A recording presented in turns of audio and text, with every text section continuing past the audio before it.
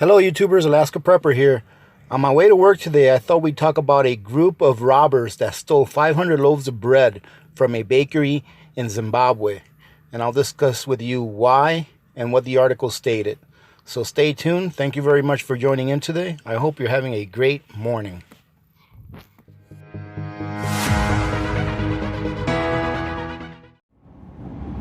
Well, ladies and gentlemen, as you can see, I'm on my way to work. A real quick admin note, please stay till the end of the video. This won't be a very long video, and I mean it. All right. I have some news about our next giveaway. Okay, so I have some news about our next giveaway. It's going to be more of a contest. All right, so stand by. So I was reading yesterday an article about how in Zimbabwe a group of, I'm going to call them robbers, you know, for a lack of a better word, how they stole 500 loaves of bread from a bakery. Right now, if you guys want to look this article up, it's really easy to look up. I'm not sure if I'll be able to get the link for it and attach it with my phone because I'm on my way to work right now. All right, but if you want to look it up, just type in Zimbabwe 500 loaves of bread stolen. All right, and from what I understand from reading, I actually look at a few different articles that was covering the same subject, the same thing. It says something that in Zimbabwe they're having a currency crisis, all right, and that that money is very difficult to come by. So I'll make one quick note. A few years back when Zimbabwe, and this is not promoting precious metals, but it is significant. A few years back when Zimbabwe had their economic collapse, they had a complete and total collapse of their economy where their currency hyperinflated, similar to the hyperinflation in Venezuela. I think Venezuela is actually worse, but I'm not sure, because in Zimbabwe I remember them having trillion Zimbabwe dollar notes. But in this case, from what I understand, is somewhat of a economic condition as well. However, from reading the article, I got a couple of things out of there that I thought were very important. And one of them was that in part of the article, a gentleman was saying that in Zimbabwe right now, they only have about 2 weeks supply of bread, because they're having such a drought as far as being able to get grains to make the bread, right? And when I say a drought, I don't mean a drought in its literal term. I'm really not sure if they're having a drought over there as far as needing water. I think they are, but when I say a drought, I mean a drought of supplies, a drought of grains, that they don't have enough to feed their country for another 2 weeks. So this brings me back to a video that I did a while back where I was showing you all that in Africa, this year in Africa, they're going to have to import 200% more of what they actually produce. So if I remember correctly, I think I remember it being something like 1.something million tons of grains that they were going to be able to produce this year. But which is about half of what they normally produce. And on any given year that was a good year for them, they would import about 1 million tons of grain. All right, the numbers are around there. All right, I don't remember them off the top of my head, but now instead of them importing 1 million ton, oh, sorry about that. OnStar ready. Instead of them importing 1 million. Advisor disabled. OnStar ready. Hello, I'm Lisa Davis. OnStar request ended. Sorry about that, ladies and gentlemen. I hit my OnStar button of my truck. So I was saying before, they were producing enough to cover 2/3 of their country's need. This year, they only produce enough to cover 1/3 of their country's need, and now they're going to have to import 2/3 of their country's need. So it kind of reversed, right? So why aren't they able to import what their country needs? that's the question that I have for you guys. I haven't really researched that, but I have that question for you guys. What do you guys think? Why are they not able to import the 2/3 of the food or of the grains that their country needs, all right? Where it comes to a point where they're gonna run out of bread to feed their people in 2 weeks, all right? Could it be maybe because other countries are having to reverse course and import as well? Or is it just that they don't have the funds to import, all right? So this could be a multifaceted issue as far as why they cannot obtain the amount of grain that they need. And it's just something to look out for. You know, maybe in a couple of weeks, I'll take a look at this again and see what's going on over there, because it'll be pretty interesting to see how human behavior changes, all right, when they run out, if they run out. And I hope that they don't run out, ladies and gentlemen. I hope that I do a follow-up to this video and it says that they were able to attain all of the grains that they needed in order to feed their, you know, population over there. But it'll be very interesting to see what happens if they don't, because human behavior, ladies and gentlemen, in my opinion, it's the same no matter where you live, no matter what color you are, no matter what religion you are. If you're hungry, you're hungry, all right?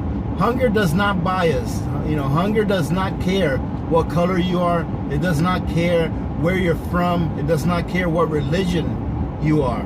Hunger is going to be hunger no matter where you are in the world. It's just like 2 + 2 = 4 in any language that you speak in, right?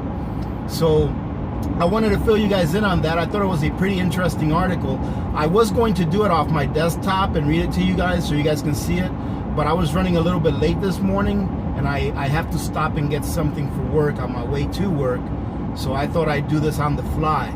All right, so first of all, I'm like almost done with the video and I'm saying first of all, I forgot to say thank you, ladies and gentlemen, for joining in today. I appreciate you guys joining in. Let me remind you guys that I did open up, or I did start another channel, and it's called Alaska Prepper News. So if you guys want to get filled in on a couple of articles that I find interesting every day, I'll be putting up a 10-15 minute video every day at Alaska Prepper News, where I just go over 1 or 2 articles that I find interesting, and they don't necessarily have to do with prepping, all right? It could be just about anything, all right? So if you guys want to check it out, I'd appreciate you guys going over there and subscribing as well. And it does act as a good backup channel, although I don't think that it's a great idea to have a backup channel on YouTube, because if they take down your first channel, they can take down all your channels, right? So having said that, that's why I went ahead and created a platform on Patreon. So if you guys are interested on going into Patreon and supporting the channel that way, there's no limit, there's no tiers. You can give as little as $1 to whatever it is that you want to give, and it's really appreciated. And I do try to throw just a bit extra over there so that you guys can get a little bit of value for what you're spending there, and to show my appreciation for that. However, a lot of the content that I put there is already on YouTube as well. But what'll happen is Patreon will be a one-stop shop where you can get Alaska Prepper News content and Alaska Prepper content. All right, ladies and gentlemen, I'm going to be putting up my payday prep probably later on tonight and publishing it tomorrow.